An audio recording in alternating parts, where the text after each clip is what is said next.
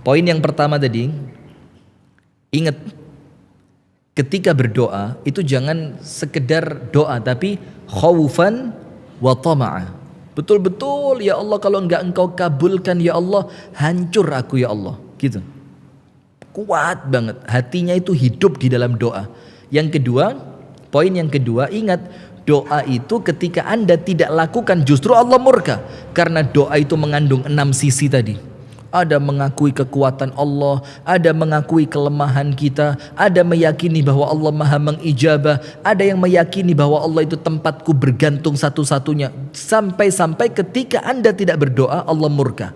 Poin ketiga, ini penting. Saya kasih contoh begini.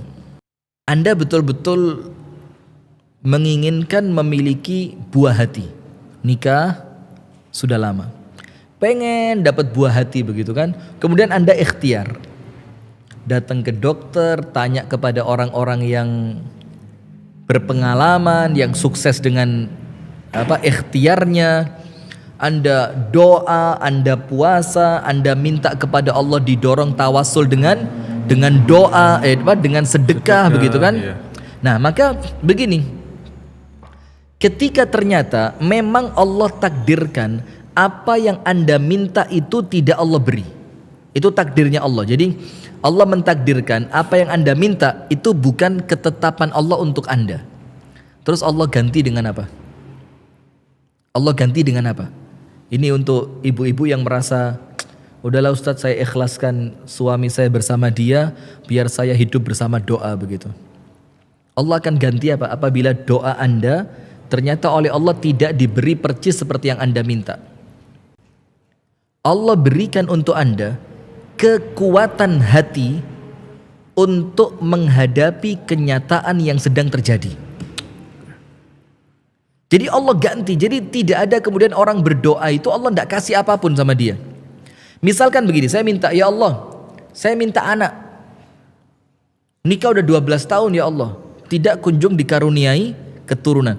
Terus ternyata memang di dalam takdirnya Allah catatkan Anda sampai meninggal bakal tidak punya anak. Tapi Anda tidak berhenti berdoa. Apa ganti pemberian anak yang tidak Allah beri tadi? Allah ganti dengan apa? Allah kasih kepada Anda hati yang kuat, iman yang kuat untuk mampu menerima takdir tidak punya anak. Jadi Allah kasih apa? Kekuatan. Jadi Anda tidak punya anak itu menurut orang lain beban, tapi Anda santai banget. Nggak apa-apa, biasa. Loh, kamu kehilangan salah satu amal yang pahalanya tidak putus loh. Dibilang, saya bisa kejar lewat yang lain. Ada ilmu manfaat, ada sedekah jariah. Kan tidak cuma hanya anak yang soleh, kan begitu. Jadi Allah ganti dengan kekuatan. Saya sudah berdoa Ustadz. Ingat, tidak semua yang Anda minta kepada Allah itu apabila Allah beri maka akan mendatangkan kebaikan untuk Anda. Begini. Tidak semua yang Anda minta kepada Allah apabila Allah beri maka Anda tambah baik, belum tentu. Ada beberapa keadaan di mana ketika tidak Allah beri, justru itu baik buat Anda. Justru lebih baik. Nah, tapi ketika Allah tidak memberi, Allah ganti dengan hati yang ikhlas, ridho, kuat untuk menerima ketetapan Allah. Maka ketika Anda mengatakan aku bersama doa, itu Anda sedang menata mental Anda, meminta tolong kepada Allah Ta'ala untuk kembali menata puzzle yang sudah berantakan tadi. Nikmat itu secara terlihat ataupun tidak itu dibagi menjadi dua. Ada yang nikmat itu nikmat hissiyah. Hissiyah itu nikmat yang kemudian bisa dipegang. Kelihatan bendanya. Bisa dirasakan oleh panca indera. Mata ngelihat, telinga mendengar, lisan bisa merasakan, tangan menyentuh, mungkin kaki bisa menggunakan. Itu namanya nikmat hissiyah. Hassas, bisa disentuh. Tapi ingat, nikmat hissiyah belum tentu mendatangkan ketenangan di dalam hati. Contoh, berapa banyak orang kaya yang kemudian masih korupsi. Padahal secara nikmat kasat mata kita lihat mobilnya mewah. Bahkan bukan cuma 1, 5, 6, 7. Bahkan mungkin dia punya showroom mobil. Tapi masih korupsi. Nah sudah. Yang pertama hissiyah. Tapi ingat, nikmat hissiyah itu belum tentu menjamin hatinya tenang. Contoh, orang yang nampak di luar rumah ketawa ketiwi, ketawa, bahagia dengan penuh keceriaan, pulang ke rumah nangis dia. Ada nggak? Bisa jadi ada. Padahal nampak secara zahir bajunya bagus, outfitnya keren, sepatunya mahal, kendaraannya mewah, yang dia makan makanan-makanan yang lezat dengan harga yang sangat mahal. Tapi batinnya menjerit.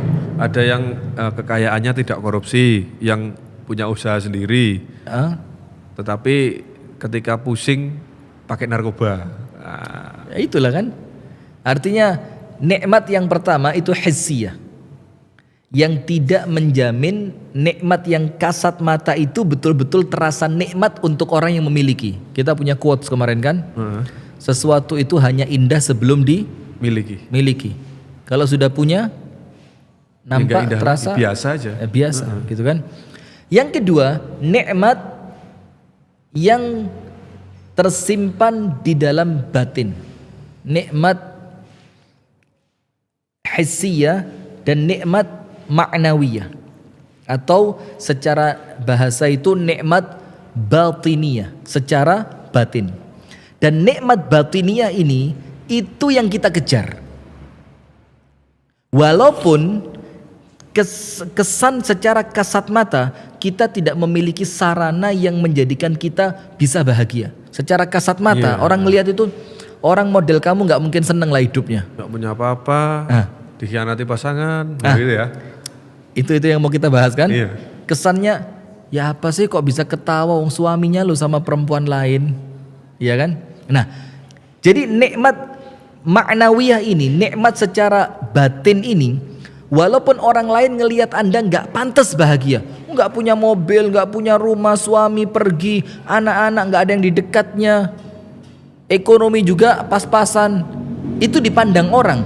Tapi ketika Anda memiliki nikmat secara batin, Allah bisa bikin Anda bahagia tanpa mobil, Allah bisa bikin Anda bahagia tanpa pakaian yang mewah, Allah bisa bikin Anda bahagia tanpa rumah yang mewah. Kenapa? Karena nikmat itulah yang dimiliki oleh Rasulullah. Saya mau tanya, manusia siapa yang hidupnya paling bahagia? Siapa? Rasulullah. Muhammad SAW. Tidak ada yang lebih bahagia kecuali beliau. Sekarang lihat bagaimana rumahnya. Rumahnya Rasulullah seperti apa? Bahkan disebutkan ketika Al-Hasan wal Husain radhiyallahu taala anhuma itu masuk ke rumah Rasulullah, itu tangannya bisa menyentuh atap bagian atas rumahnya Rasulullah, saking pendek dan sempitnya. Rasulullah SAW ketika sholat tahajud itu perlu menyingkirkan terlebih dahulu, menggeser terlebih dahulu kaki dari Siti Aisyah radhiyallahu taala anha wa ardhaha. Itu menunjukkan rumahnya yang sangat sempit, tapi hatinya paling bahagia. Rasulullah itu sempat beberapa kali di rumahnya tidak ada yang bisa dimasak. Rasulullah SAW beberapa kali tanya ke istrinya, "A'indakum syai'un?" Ada enggak sesuatu apapun itu yang bisa dimakan? Istrinya bilang, "Ma indana syai'." Enggak ada apa-apa. Rasulullah bilang, "Idzan inni shaim." Ya tenang aja kalau gitu, hari ini aku puasa. Padahal tidak ada nikmat-nikmat yang bisa dipandang oleh mata, tapi hatinya penuh dengan kebahagiaan. Nah, maka seperti Al-Akh Abu Shanum tadi sampaikan, ada orang-orang yang berdoa, dia enggak sadar ternyata apa yang Allah beri lebih besar dari apa yang dia minta. Dia minta, "Ya Allah, suamiku kembali kepadaku ya Allah." Allah tidak bikin suaminya kembali, tapi Allah bikin untuk dia hati yang dekat sama Allah. Allah berikan kepadanya bisa sholat sampai nangis. Allah berikan kemampuan kepadanya bermesra-mesraan tidak berhenti dengan Al-Quran. Allah berikan kemampuan kepadanya untuk fokus memperbaiki diri. Coba, walaupun di pandangan mata orang yang berdoa, ya suami kembali lebih baik, Tapi di pandangan Allah Ta'ala, aku beri untukmu jauh yang lebih baik. Nah, itulah kenapa pemirsa yang dirahmati oleh Allah, terkadang ketika Anda berdoa kepada Allah, Anda mengira kok belum kunjung dikabulkan. Padahal mungkin kita saja yang kurang peka. Allah sudah kasih dengan pemberian yang jauh lebih besar, lebih manfaat, ketenangan hati, kedekatan dengan Allah, intensitas yang semakin baik dengan Al-Quran, kekhusyuan di dalam sholat yang sekarang muncul yang sebelumnya tidak ada.